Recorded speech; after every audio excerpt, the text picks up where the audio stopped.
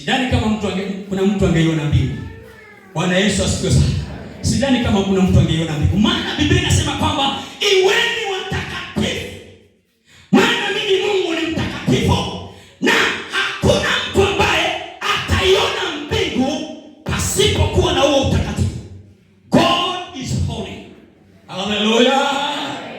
Bwana asifiwe. Lakini tunaye muombezi. Maana kuna wakati tunapitia katika hali ya dunia hii. Amen. Kama unapita katika dunia, kuna njia moja au nyingine utakwazwa. Na ukikwazwa unakasirika. Kasirika tayari ni dhambi. Bwana Yesu asifiwe sana. Haleluya. Sasa basi wapendwa, vita viko vikali katika ulimwengu wa roho. Hakuna chochote ambacho kinatendeka dunia kama hakijatendeka katika ulimwengu wa roho. Bwana Yesu asifiwe sana. Chochote unachokiona kimetendeka, lazima kimetendeka kwanza katika ulimwengu wa roho. Kwa maana Biblia inasema kwamba vita vyetu si kwa damu na nyama. Haleluya. Wacha vita vya maneno. Haleluya. Bwana Yesu asifiwe. Vita vyetu si kwa damu na nyama, lakini vita vyetu ni vya kiroho ambavyo viko na uwezo wa kuangusha ngome. Haleluya. Bwana asifiwe sana. Ngome ni nini wapendwa? Kuna ngome nyingine iko pale Mombasa, wale walienda kule Mombasa, ambayo inaitwa Fort Jesus. Fort kwa Kiingereza ni ngome. Ngome ni mahali ambapo kunawekwa silaha. Amen. Hivi Amerika kabla hawajaanza kupambana na Iran, ngome yao walihakikisha kwamba iko sawa.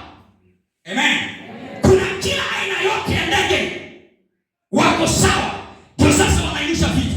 Sasa maandiko yanasema basi vita vyetu ambavyo tunavyopigana ni vya kiroho ambavyo viko na uwezo wa kuangusha ngome. Haleluya. Ngome za shetani zinaenda kuvunjwa mchana wa leo. Haleluya. Hajalishi kwamba wamekuwekea silaha gani, lakini nataka nikuambie mtu wa Mungu, yuko Mungu mbinguni ambaye anatetea watu wake. Acha kando kidogo, alafu nibadilishe hii. Haleluya. Haleluya. Haleluya. Haleluya. Nasema haleluya. Maandiko yanasema kwamba tusome katika kitabu cha, sasa tunaingia kwa pointi ya kwanza. Je, ni vipi tunaweza kupigana hivi vita? Mtaifahamu kweli. Tena mtaifahamu kweli. Na hiyo kweli itawaweka. Na hiyo kweli itawaweka huru. Bwana Yesu asifiwe sana. Silaha ya kwanza ni kweli. Je, mtu wa Mungu wataka kupigana vita? Wajua tumesoma hapo mbele kwamba Mungu anatuwazia mawazo mazuri. Anataka kila mtu aishi maisha mazuri. Haleluya. Hakuna mtu anataka kuishi maisha ya fukara hapa. Hakuna. Ama kuna mmoja aliyesha mkono. Bwana asifiwe sana. Ama kuna mmoja anasema mimi nataka Yesu niingie mbinguni. Lakini hiyo utajiri sitaki. Kama kuna mtu angeonyesha siku ya leo, anitupie hapa na nitaka hiyo utajiri kwa jina la Yesu. Haleluya. Bwana Yesu asifiwe sana.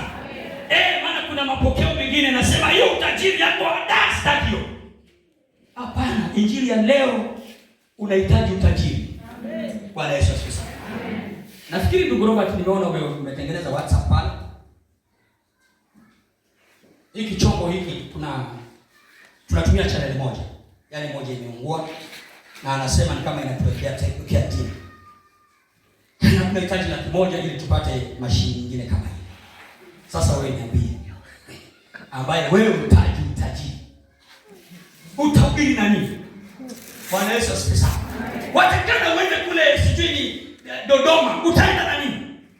Watakana ufanye kazi ya Mungu kwenye hewa. Yaani hivi sasa hivi tungekuwa tunapeperusha kwenye hewa, watu wasikie neno, hata kule Bangladesh, hata kule Iran wanalipuana wasikie neno.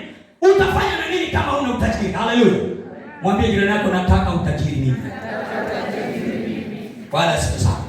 Watu wote waliofanikiwa katika Biblia walikuwa ni matajiri, lakini matajiri wa mwilini hata wa rohoni. Haleluya! Nataka hiyo ya roho iwe juu zaidi kuliko hii nyingine. Haleluya! Lakini usiseme mimi sitaki hii, hapana. Kama umekuwa ukiishi maisha hayo, toka, maana hivyo ni vifungo vya shetani. Funguliwa siku ya leo.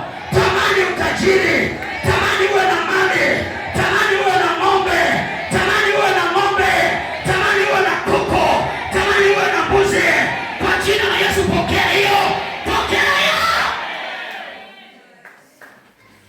Haleluya. Amen. Utafahamu kweli, nayo hiyo kweli itakuweka huru. Sasa kitu ambacho kinamchukiza Mungu ni uongo. Uelewa kwamba baba wa uongo ni shetani. From the word go. Alimdanganya Hawa. Akamwambia mkila hii mtakuwa kama Mungu. Muongo yule. Bwana Yesu asifiwe. Ni baba wa uongo.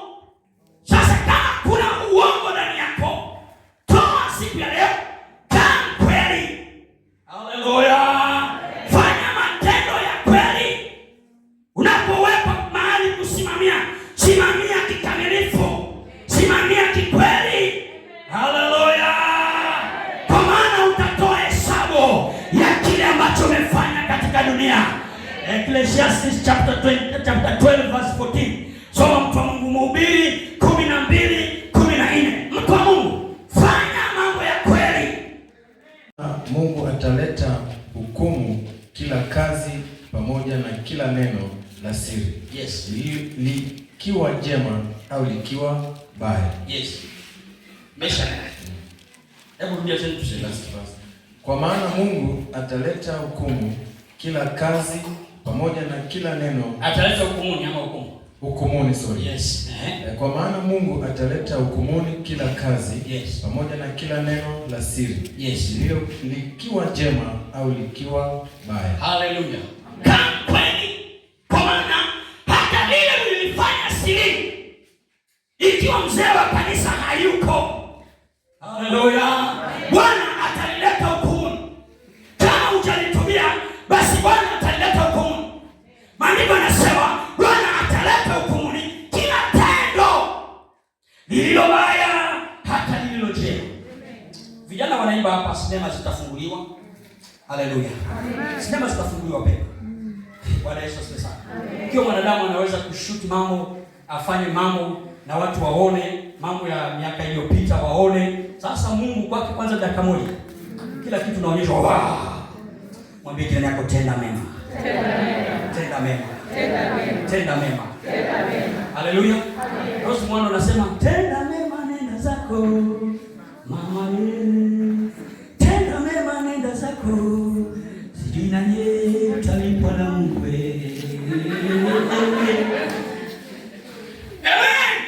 Utalipwa na Mungu kile ambacho umetenda. Kama umetenda mabaya, ungojea furushi lako la zawadi ya mabaya yako. Lakini naomba siku ya leo, wewe ambaye kwa mahali hapa, usitende mabaya, maana mabaya yatakufuata nyuma. Maandiko yanasema kwamba wengine hata yatawatangulia mbele, watayakuta huko mbele. Lakini naomba uwe mmoja wa wale ambao matendo mema yatanena hata ukifa, bado matendo mema yananena. Bwana Yesu asifiwe sana. Habari alimtolea Mungu sadaka. Amen. Alimtolea Mungu sadaka. Sadaka ile ambayo ilikuwa ni sawa.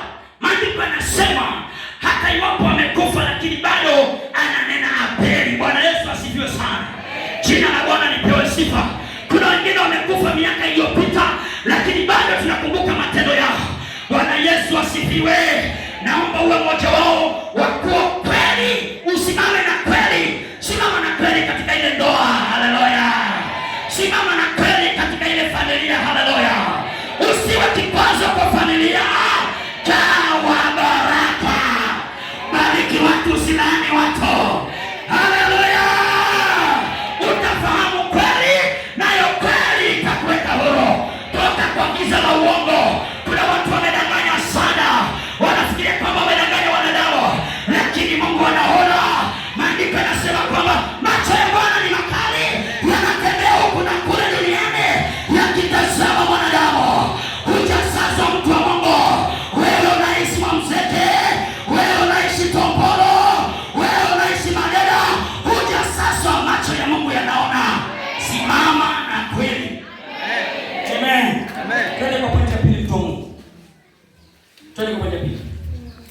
katika zile silaha. Nilifunga kweli viunoni na kuvaa divi ya haki kifuani. Amen. Silaha ya pili andika ni haki. Haki. Silaha ya pili. Hizo ni silaha ambazo tukizivaa tunapopiga magoti mbele za Bwana, yaani maombi yako yanakuwa zaidi ya zile bunduki tumeambiwa za Amerika. Ziko na majina yao makali. Ni zaidi ya hizo. Bwana Yesu asifiwe sana. Yaani zinaangusha ngome. Haleluya. Katika wimbo wetu wa taifa unasema kwamba haki iwe kama lishi. Amen. Bwana asifiwe sana. Angalia mtu wa Mungu. Nataka nikuambia kwamba haki ndio inakutetea katika mambo mabaya yote. Haleluya. Maandiko yanasema kama si Mungu kwa upande wetu, basi Israeli nasema sasa. Yaani shetani vile anatutamani angelitumeza tukiwa hai. Bwana Yesu asifiwe sana. Amen. Haleluya. Haleluya. Haki. Kuna jeshi linatumwa la ajabu. Lakini kwa sababu ya haki ambayo umesimama naye kwa Mungu, Mungu anatuma malaika wake on the spot. Haki inakutetea. Bwana asifiwe sana. Haleluya. Nataka nikutangazie mtu wa Mungu. Wewe kama maadui wamefanya kituo kwako, yaani mambo yote yamekuwa kama kwako, nataka nikwambie leo ya kwamba hayo maadui yanaenda kuisha. Utaenda tena. Wewe utasijua. Amen. I don't want your problem. You have a problem. Bwana asifiwe sana. Amen. Haleluya. Amen. Hebu soma Nehemia 13. Soma hapa. Nataka nikutangazia kwamba haki itakutetea. Soma kwa Mungu. Nehemia 13. Soma.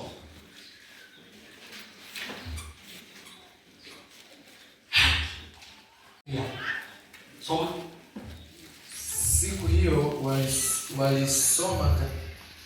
Siku hiyo walisoma katika kitabu cha Musa. Yes. Masikioni mwa watu.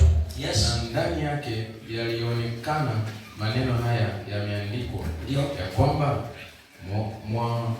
Moni na Moabu wasiingie katika kusanyiko la Mungu milele.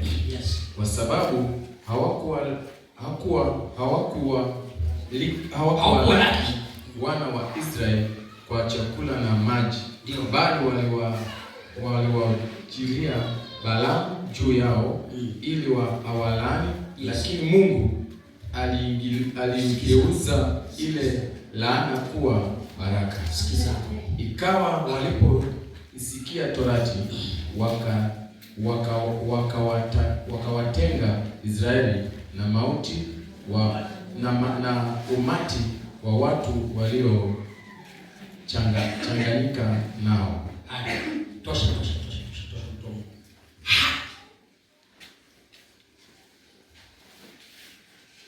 Tunajua habari za Balaamu na Balaki.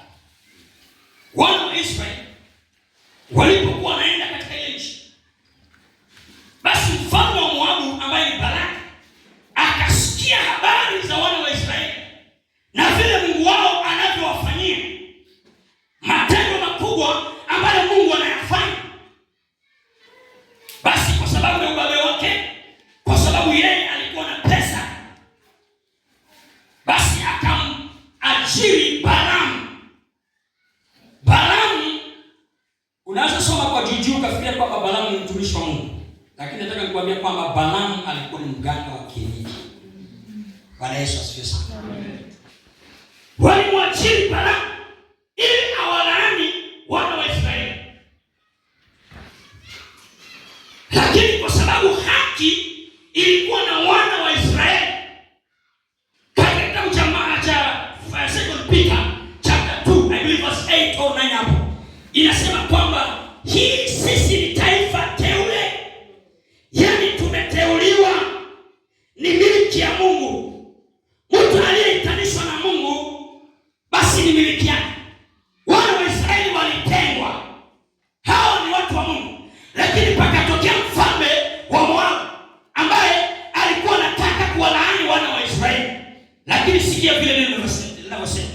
ya kwamba Mungu mwenyewe aligeuza laana kuwa baraka. Naomba siku ya leo, mali laana imetamkwa katika anga yako, leo iwe baraka kwa jina la Yesu. Mali ambapo vitu vyako vitamjua laana, leo kuwe baraka kwa jina la Yesu. Haleluya! Nataka nikutangazia kwamba Yesu Kristo alikuja kuvunja laana zote. Haijalishi kwamba ni laana ya mababu, na kutangazia kwa taarifa yako siku ya leo ya kwamba Yesu alikuja kuzivunja laana zote. Hakuna laana moja imebaki hata moja. Haleluya! Tunateseka kwa sababu ya kutokujua kwetu ya kwamba Yesu alimaliza pale msalabani. Yote alimaliza, kila laana alimaliza. Hakuna madhabahu ambayo iko kubwa zaidi kuliko ya Yesu. Haleluya!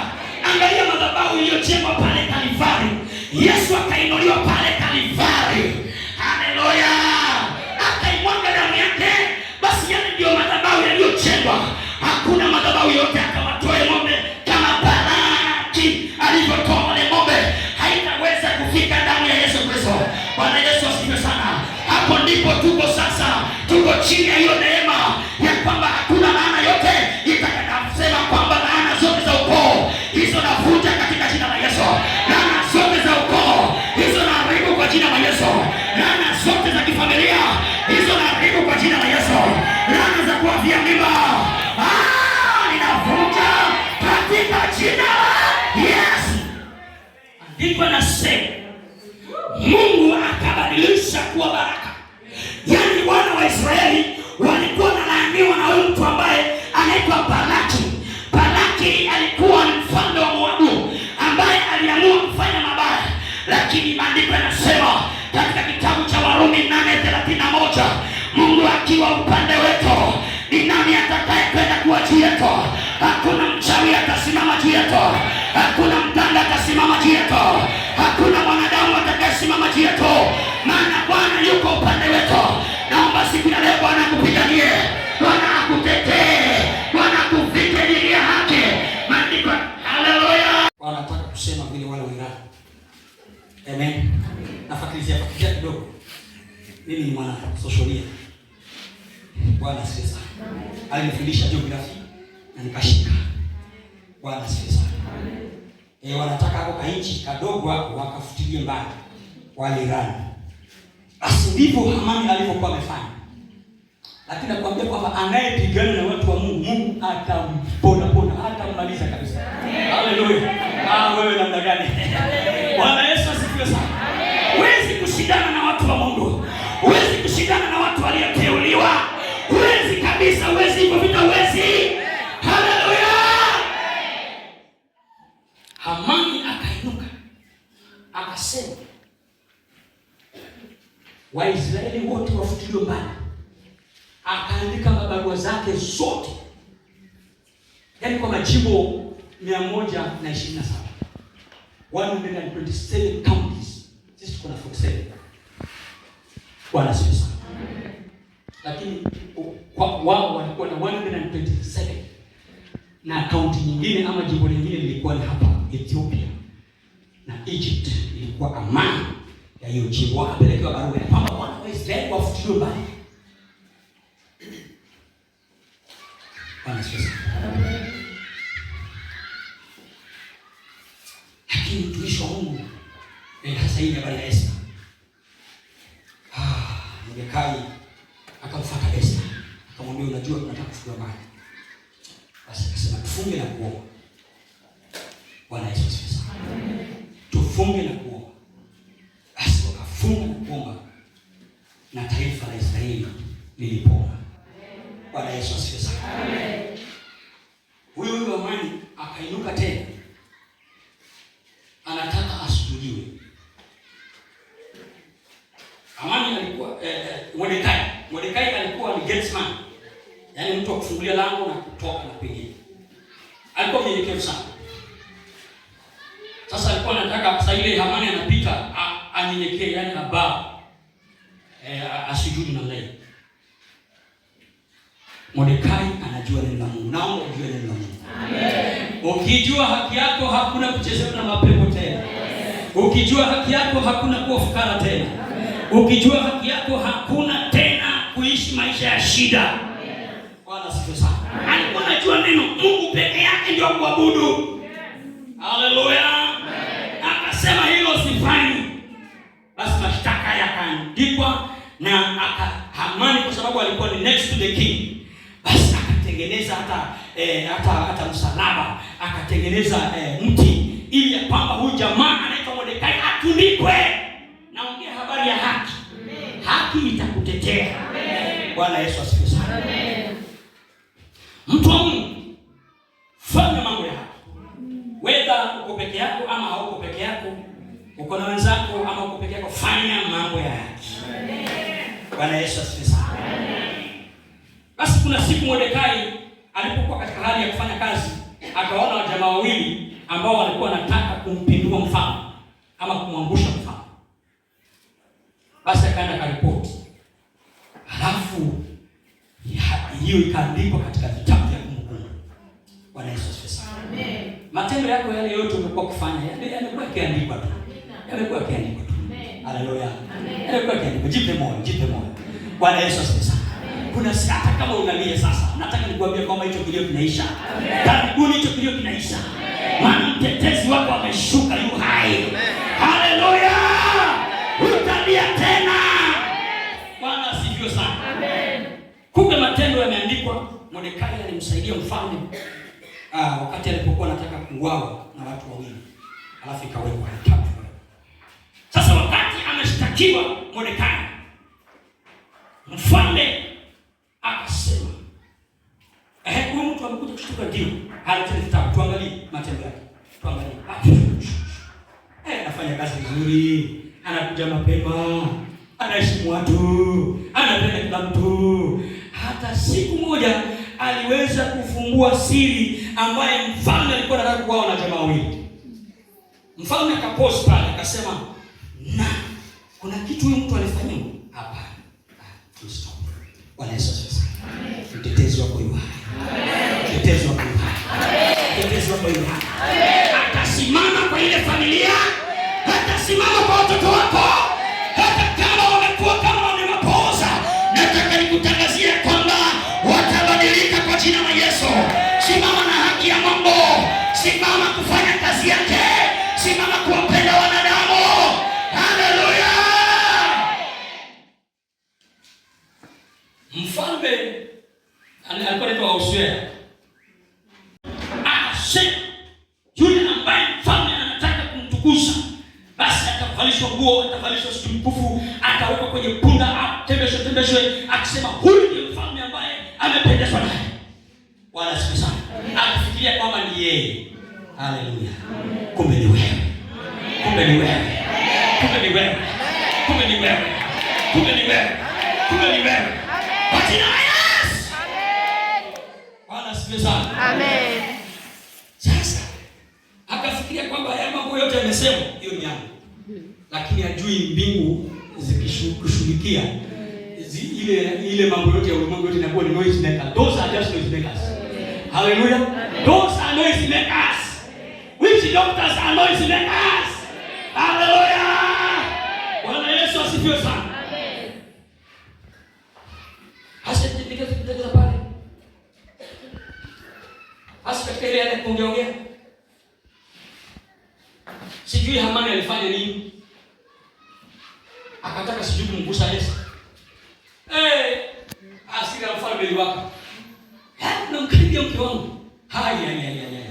In fact alitoka pale akaingia ngomeni. Maandiko yanasema akaingia ngomeni.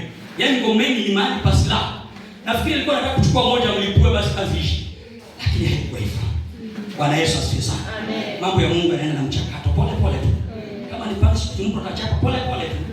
Bwana Yesu asifiwe sana. Amen. Tena mke wake akamwambia, wewe vile unavyoonekana na vile mfalme anavyobeba haya mambo, basi chunga sana na huyu Daudi. Tafadhali mume wangu. Tafadhali. Alimshauri. So mama, asanteni sana, Mungu awabariki sana. Kwa ile kazi mnafanya kule nyumbani. Washauri waongezeni. Bwana Yesu asifiwe sana. Amen. Haleluya. Hata yule that guy ambaye alikuwa anaitwa yule Pilato pia alishauriwa na mama. Akaambiwa wewe, fanya hivi, huyu mtu achana naye. Bwana Yesu asifiwe sana. Huyu mtu achana naye. Ni mama nisimwambie, huyu mtu achana naye. Kwa hivyo saa zingine wa baba tuwasikie kina mama pia. Haleluya. Najua mama wa baba hawatakubali, lakini ni sawa, kwa sababu Pilato aliposikia, hata wakati anatoa ile judgment aliomba kwamba sijaona huyu mtu na kosa lolote. Sasa kama mtamsulubisha, aleteni ile akauga mikono yake. Sasa chochote kile kitakachotendeka, haya ni damu iwe juu yenu. Yaani alioga yale mambo akakata. Yaani kwa njia nyingine yakakataa. Although ni ruhusa alipeana kwa njia nyingine, lakini yeye akajitenga na yale mambo. Bwana Yesu asifiwe sana. Mtu wa mission wangu habari ya haki, tafadhali pale nimekwambia sana mtu wa Mungu, lakini Mungu akusaidie ili utendee haki wanadamu. Kama umewekwa mahali usimamie, tendea haki wanadamu. Bwana Yesu asifiwe. Andiko linasema sasa kafika wakati ambapo wamekuja pale na Esther akasema sasa nataka huyu Hamani, maana kuna kitu ambacho nataka nikwambie. Basi mambo yakafunuliwa wazi. Rekodi zikatolewa. Haya, Mordekai alifanywa nini? Hakufanywa chochote. Haya. Sasa huu msalaba ama huu mti aliyomtundika Mordekai, alikuwa anataka kumtundika Mordekai, mtundike yeye Hamani. Amina. Bwana Yesu asifiwe sana. Na akatundikwa na mambo yakaisha pale. Bwana Yesu asifiwe sana. Na yule jamaa akatolewa pale kwa Gethsemane na akapandishwa, akaanza kutembeshwa kama vile Amani alivyosema. Mungu atageuza laana kuwa baraka. Mungu atageuza maasi kuwa vitu vizuri. Bwana Yesu asifiwe sana. Haleluya. Iko mifano mingi ambayo tunaweza toa katika Biblia. Watu walisimama na haki ya Mungu wakatetewa. Akina Danieli mtumishi wa Mungu, hata katika tundu la simba haki na kutafuta mahali huko, hata katika gereza haki na kutafuta mahali huko, itakuloketi haki ya Mungu mahali huko. Maandiko yanasema kwamba na ikafikia kwamba Hezekia mfalme akawa mgonjwa akataka kufa, lakini baada ya kufa, before afe, akatumiwa malaika wa Bwana, nabii wa Bwana Isaya, akajua nenda umwambie Hezekia asipotengeneza mambo ya nyumba yake yeye atakufa. Maandiko yanasema aligeuka ukutani. Haleluya. Kwa nini aligeuka ukutani? Aligeuka akaanza kumwambia Bwana haki zake. Haleluya. Sijui wakati umepatwa na mambo huo unageukia nani? Ama unakimbia kisimeni?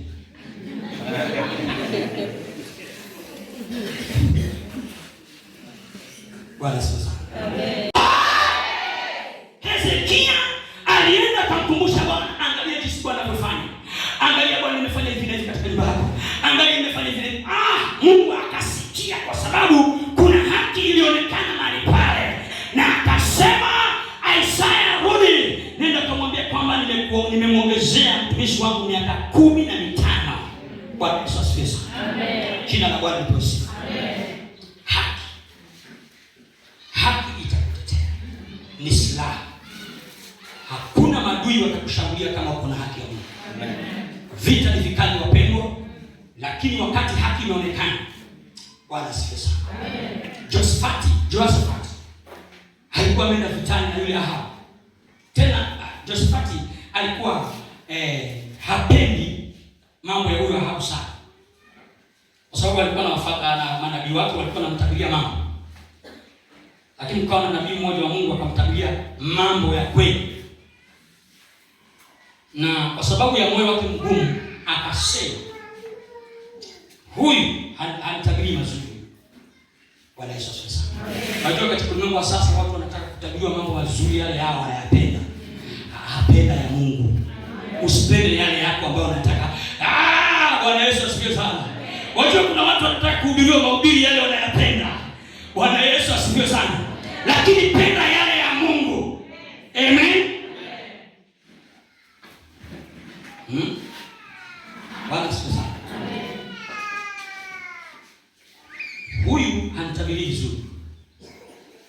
Basi akaambiwa maneno pale. Nitatabiri kulingana na vile Bwana kulingana na Bwana, yani kwa vile vile Bwana atakavyosema ndivyo nitasema. Sitasema ile ambayo mnataka nyinyi ambao mmesema eti mseme hiyo. Hapana, nitasema ile ya Bwana. Kama jasiri. Bwana Yesu asifiwe sana. Kama jasiri, simama na haki. Bwana Yesu asifiwe sana. Hakuna vile maandiko yanasema, hakuna mtu atakudhuru kama umesimama na haki. Hakuna chochote kitakachokudhuru kwa Mungu kama utasimama na haki ya Mungu. Bwana Yesu asifiwe sana. Amen. Alisema mambo yake Baba. Akasema, nimeona mchungaji, yaani kondoo wametawanyika na mchungaji kama hayuko. Sasa kondoo wametawanyika. Yule jamaa akasema, silikuwa nimejua tu atatabiria haya mambo. Huyu anatabiria kifo. Weka yeye korokoroni huko mpaka nitakaporudi salama. Huyu ndio atanijua leo. Naye akasema, ukirudi salama basi mimi si mtumishi wa Mungu. Bwana Yesu asifiwe sana. Haleluya. Alienda kafa huko vitani. Haleluya. Na wakati vita vimechacha, I don't know what happened, kwa sababu yule mfalme wa Israeli akawa hajavaa yale mavalio yake ama yale magwanda yake ya kifalme. Haleluya. Lakini huyo Yehoshafati alikuwa amevaa yale ya kifalme. Yeye Ahabu alikuwa amevaa kawaida kama askari wengine. Sasa wakati vita vimeanza, basi akawa anafuatwa. Maana wanajua mfalme anataka wapige mfalme peke yake. Akainua mkono akasema, hapana, mimi si mfalme wa Israeli. Kuangalia kweli si mfalme wa Israeli. Wale jamaa walikasirika, walisema, yaani walikasirika kwa sababu hakuwa mfalme, wakavuta upinde. Maandiko yanasema kwamba ilimfuata mfalme wa Ahabu na ikamdunga. Na hivyo ndio kufa kwake. Hapo amelengwa, yeye walikuwa wametupa tu mshale. Maadui wako si kitu. Bwana Yesu asifiwe sana. Acha kupigana na adui. Acha Mungu mwenyewe atashughulikia. Amen. Haleluya. Amen. Maana vita vyetu si kwa damu na nyama. Haleluya. Amen. Sasa neno linasema kwa sababu haki ya Mungu ilikuwa kwako wewe Yehoshafati, ndio maana utakufa. Soma maandiko. Bwana Yesu asifiwe sana. Haki ya Mungu itakutetea. Utakufa mapema, mtu wa Mungu. Haki ya Mungu itakutetea. Hata kama umekurushia magonjwa aina gani, nataka nikwambia kwamba haya magonjwa hayatakuwa wewe, maana haki ya Mungu itakutetea. Bwana Yesu asifiwe sana. Maandiko yanasema, Josefu anasema, walinikusudia mabaya ndugu zangu, lakini Bwana akayageuza kuwa mazuri. Nataka nikutangazie mtu wa Mungu siku ya leo, mabaya yote wanadamu wamekusukumia, Mungu anaenda kuyageuza kuwa mazuri kwa jina la Yesu, kwa ajili ya utukufu wa jina lake. Tumalizie na hiyo mwisho ndugu yangu. Fungiwa miguu utayari tupatao kwa injili ya amani. Haleluya. 16. Zaidi ya yote mkitwaa ngao ya imani, ambayo kwa hiyo mtaweza kuizima mishale yote yenye moto ya yule mwovu. Asante. 17. Tena ipokeeni chepeo ya wokovu na upanga wa Roho ambao ni neno la Mungu. Asante. Haya, Mungu akubariki sana. Haleluya. Amen. Andika sura nyingine ni imani. Imani. Bwana asifiwe sana. Imani. Andika hapo. Imani. Maandiko yanasema imani itaizima mishale ya moto. Ukweli ni kwamba shetani huwa anatuma mishale yake ya moto. Anatuma mishale ya magonjwa katika maisha. Lakini neno linasema imani itaizima mishale yote ya moto. Haijalishi ya kwamba wamekutumia mishale aina gani, lakini imani yako kwa Mungu, vile unavyomwamini Mungu, basi maandiko yanasema mishale yote ya moto, mishale yote ya giza ambayo imetumwa katika anga yako, yote itazima. Bwana Yesu asifiwe sana. Wajua katika ulimwengu roho Wacha niwaambie watumishi wa Mungu. Kila eneo, mark my words, kila eneo huwa alikosi mkuu wa anga. Yesu asifiwe. Amen. Kila eneo. Hata pale area ya Tongoro. Hivi kuna mkuu wake mahali pale. Haleluya. Kuna territorial demons. Mapepo ya kimaeneo yako mahali pale.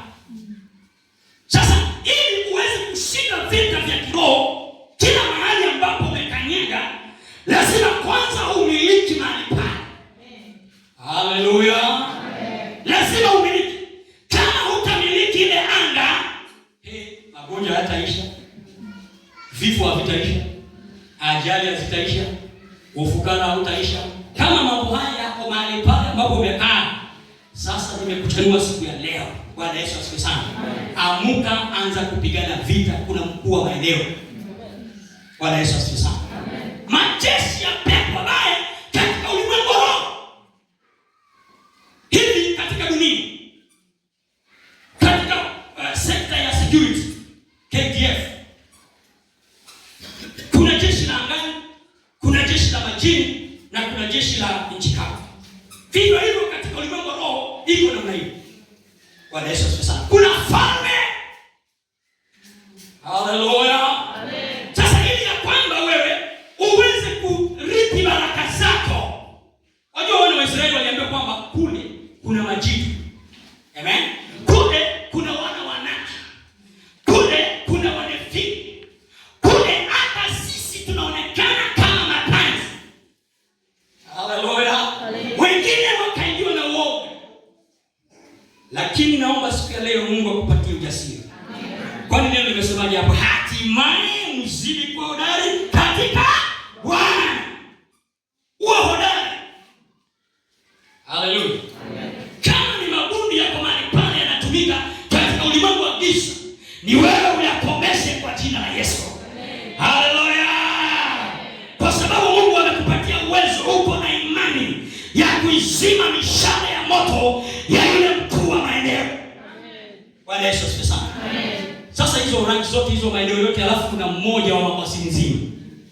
Amen. Alafu kuna mmoja wa Kasiga. Haleluya. Ambaye ndiye ananena mpaka sasa hivi, ananena hapa. Lakini kwa jina la Yesu tumemkamata. Haleluya. Bwana Yesu asifiwe sana. Nilikuwa nimesikia rais akitangaza pale ya kwamba kuna uwezekano ya kwamba tukapata lani. Bwana asifiwe sana. Nimesema kini utanini tafadhali. Sasa rais ametangaza kuna uwezekano tutapata lani. Lakini Elisha anachukua vazi na analipiga lile vazi. Bali kwa Mungu Elia maji yanapasuka hiyo. Bwana asifiwe sana. Imani. Bwana asifiwe. Imani itaizima mishale ya moto. Maana kuna mambo mengine umeambiwa hapa huwezi vuka, hapa huwezi vuka, hapa huwezi vuka. Hapana, tutavuka kwa jina la Yesu. Amen. Bwana Yesu asifiwe sana. Imani. Hatutembei kwa kupasa, lakini tunatembea kwa imani. Maisha yote ya muumini ni imani. Bwana Yesu asifiwe sana. Hata huko tuendako tunaenda kwa imani. Haleluya. Bwana asifiwe sana.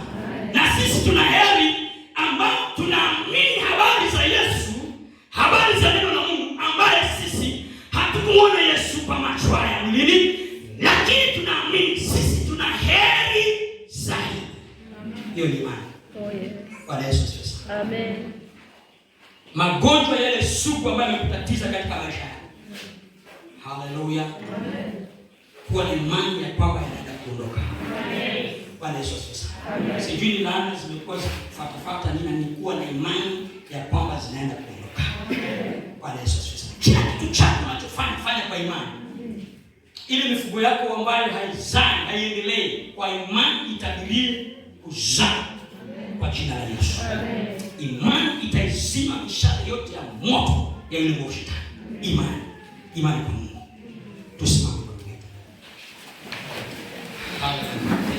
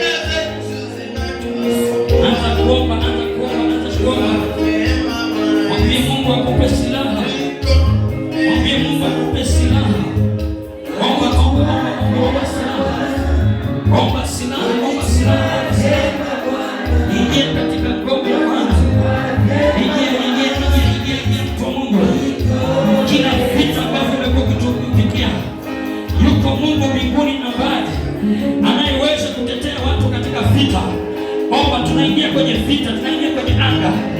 Kamata mitawala ya anga, kamata mitawala yote inayotesa ule mji, kamata mitawala yote inayotesa yale maeneo, kamata mitawala yote inayotesa mji wa mabasini. Omba kila territorial demons ambaye yametesa ule mji, yakatesa yale maeneo.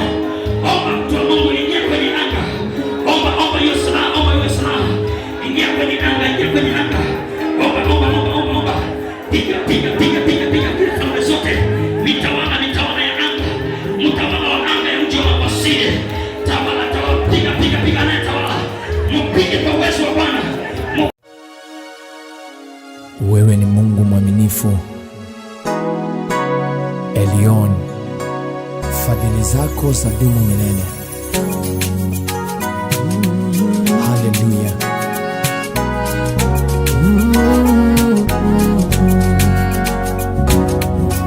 Moyo wangu umejawa na shukrani za kila namna.